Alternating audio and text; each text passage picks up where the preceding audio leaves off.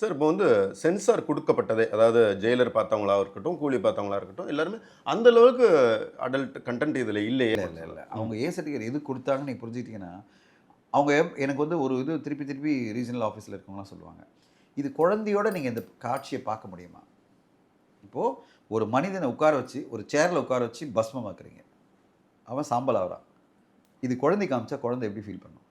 பயம் வருமா? வராதா?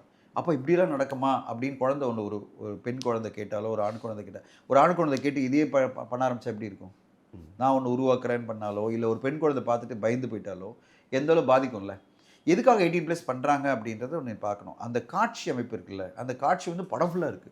ம். பஸ்மமாக்கிட்டே இருக்காங்க. கடைசியில சார்லி சாரையும் பஸ்மமாக்குவாங்க. அதே மாரி பண்ணி.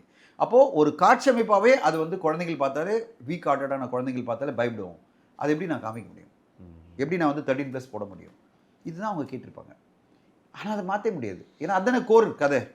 அந்த கோர் கதையில எப்படி நீங்க வந்து வேற மாரி காமிக்க முடியும்? ஒரு ஆள உட்கார வைப்பாங்க. அப்படியே எரிஞ்சு சாம்பலாகி அப்படியே ஒரு சாம்பல் வரும்னா கையில வரும்னா, இட் கிரியேட்ஸ் அ நியூ பயம் இல்ல. ஒரு புது ம். மாதிரியான பயம். இதுவரை நம்ம பார்த்ததில்ல. படங்கள நம்ம பார்த்ததே இல்ல.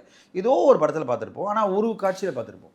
படம் ஃபுல்லா வருதுன்னு வச்சுங்களேன், அதுவும் பொணங்களா எரிச்சிட்டே இருக்காங்க அப்படின்னு வரும்போது, ஒரு பயம் உருவாகும்ல. இத தான் அவங்க கன்டென்ஷனா பேசுவாங்க. நான் அவங்களுக்கு சென்சார் போர்டு சப்போர்ட்டா பேசல. ஏன்னா என்ன காரணமா இருக்கும்னு நான் சொல்றேன். ம். இதுதான் அவங்க சொல்லுவாங்க.